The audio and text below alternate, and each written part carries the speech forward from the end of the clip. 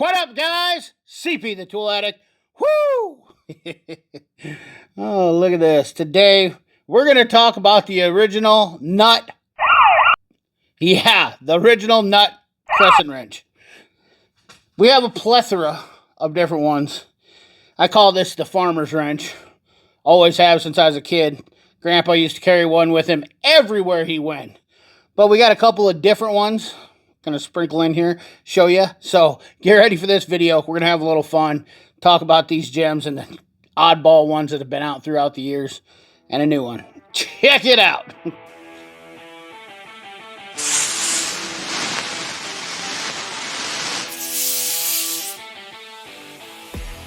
Alright, so ladies and gentlemen, as you see, we have an assortment of crescent wrenches, adjustable wrenches, however you want to call them.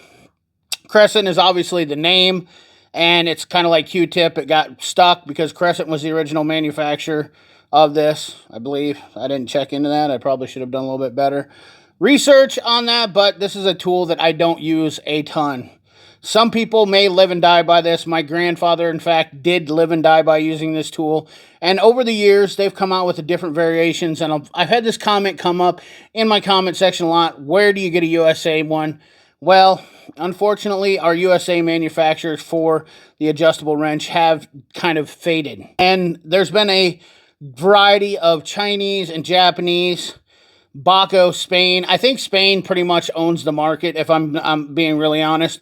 It seems like Spain has taken over the market for adjustable wrenches, and the better ones come from Spain. Baco, that being my Baco. And I don't have a Baco one. I don't even have a Snap-on one, to be honest with you, and I should have a Snap-on one, but I don't. And there's for good reason for that. A, they're expensive from Snap-on, and B, once again, this is not a tool that I use a ton. If you do use this a ton, on what application, I would love to hear you talk about that, because it's always been something. Now, the first adjustable wrench that I've ever owned was this Craftsman Sears. Well, it was a Sears anyways. And some of you might be going, oh my God, Craftsman. Well, guess what? Bam. Japan. J-A-Pan is where this one is made. And the fitment on it is pretty nice. Excuse me for the dampness. Fitment on it's pretty nice, and this has always been a really, really good adjustable wrench. As you can see, I've definitely got a little deformation of the jaw right there, because she's been on a few trailer hitches. This thing's been in my truck with me for years, and it's changed a lot of ball hitches on trailer hitches. That's my main thing, but it still functions smoothly, and it's still fantastic. I can't say this is actually an heirloom to me at this point. But chrome vanadium, forged chrome vanadium. Once again, just an awesome wrench. Then I picked up some oddball wrench, some cheap Chinese. Had some random ones in there. My next ones were the Blackhawks. I have a full set of these. I don't have them all out here. But the Blackhawk is a Taiwanese-made adjustable wrench. Still a very nice wrench, and it's always served me. It has the markings on here. Goes all the way up to 1.5 inches. And boom shakalaka, even goes to metric. This is a metric and standard wrench. You can't beat it, right? That's the beautiful part about an adjustable wrench. If you want a metric or standard, by God, she's both. And that just saves a guy time from going to get something. So you can't beat that. Look at that Blackhawk. Now this is obviously after Blackhawk was purchased by Stanley. That's when I picked this up when I was a Mac dealer. It's been holding up pretty well, honestly. The finish on it's been staying really well. There's no loose parts in there. Once again, not a highly used tool, but it has become a hammer a couple times. As you can see here, it's been wrapped on. This is one of the best hammers you guys might know in the business.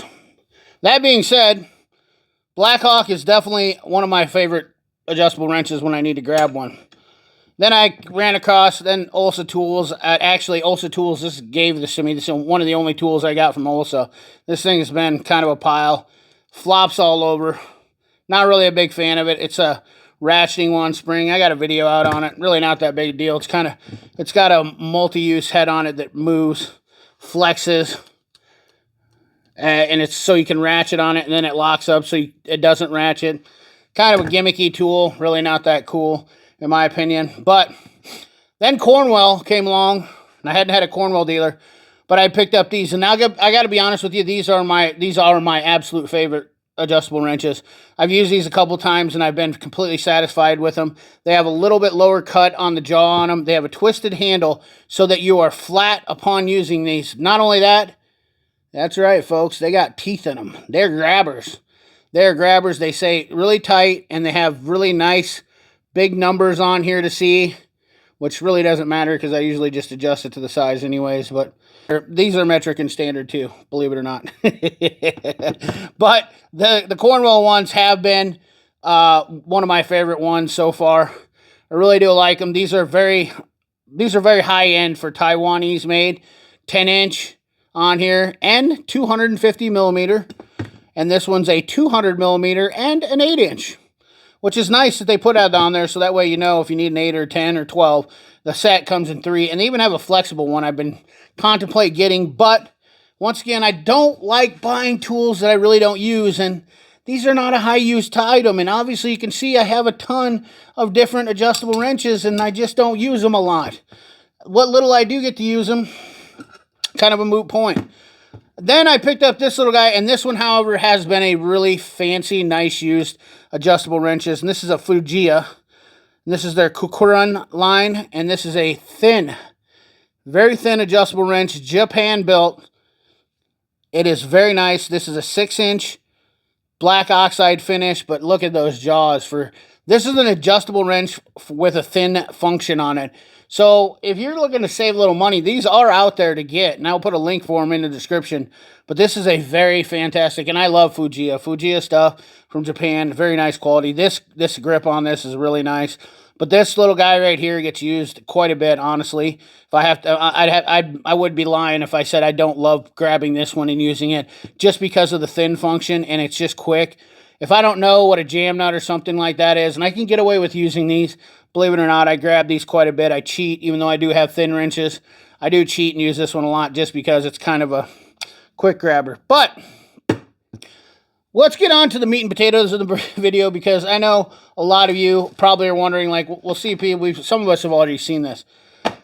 So another gentleman in the comment section, and I apologize, I don't remember his name, had told me that the Amazon Basics was selling these wrenches, and they had this odd looking duck like this, and I wanted to see. I've never had one of these. It was relatively inexpensive, so I thought, what the hell, I'll bite on it. And I also picked up a Ideal from Harry J. Epstein's on Amazon. This is a USA made 6-inch Ideal. And as you can see right here, Ideal USA made. So I haven't never had a USA made adjustable wrench, and I got to tell you, what a sweet little gem. Compared to this Chinese one, the same size, these are $11. I'll leave a link in the description. Some people seen them on my community page, but this thing, you pay for about the same money, but these things are on Harry J. Epstein's for $11. What an awesome little EDC tool to carry. If you got a small pair of pliers or you carry them with your little Nipexes, this is a great EDC tool. Now, some of you are probably like, geez, CP, how much can I put in my pockets? Well, get bib overalls. You can carry a lot of stuff. But nonetheless, I wanted to check out this thing too. He said it was going to come as a Stanley, and it didn't. It came as an Amazon Basics. It is Chinese. Not really all that impressive as far as it's actually not terrible for the overall fit and finish, but I wanted to see what this is all about because, you know, it's got this locking feature on it, and I thought, well, does it actually work? Well, a couple people looking around through the reviews had made some comments, and that inspired me to kind of talk about this a little more. The whole premises of this is not to necessarily be a locking pliers, but an adjustable locking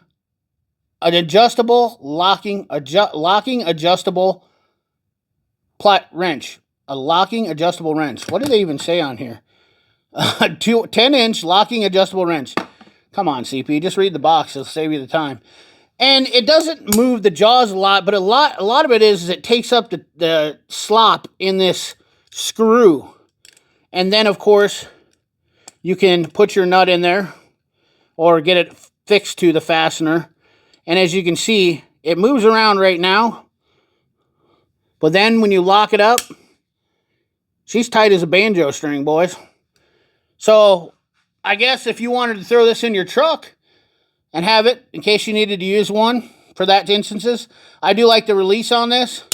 Very pinch free. And it's not terrible. It could be better. But for the money you're paying for it, you're not going to get anything that really stands out in quality, in my opinion. It's kind of sloppy. The jaws are kind of loose on it. The internals of it seem to be, the screw part seems to be pretty, you know, wiggly. But overall, it's not the worst tool I've ever seen. It is kind of a gimmicky tool because obviously with this much extra material on the handle, it's going to get in the way of something. So it's not exactly a tight confined use tool. This is more of a tool that if you need it, you need it. You know, kind of a get you out of trouble tool. If you're interested in one of these, once again, I'll leave a link in the description.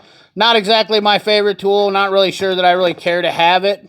It's more of a conversation piece, in my opinion, than really anything. I really don't see this as being a very completely useful tool, but maybe you will think it is. So, nonetheless, a couple bucks, 20 bucks, I think it was, something like that. It didn't come as a Stanley Black & Decker one, which I don't know if that would be any better, but this isn't terrible for an Amazon Basics. This is the first Amazon Basics tool I've ever had even. So, anyways, guys, I hope you enjoyed the video. Remember to like, comment, share, subscribe. Ring that bell. Remember, keep your hands dirty and your money clean. Thanks for watching.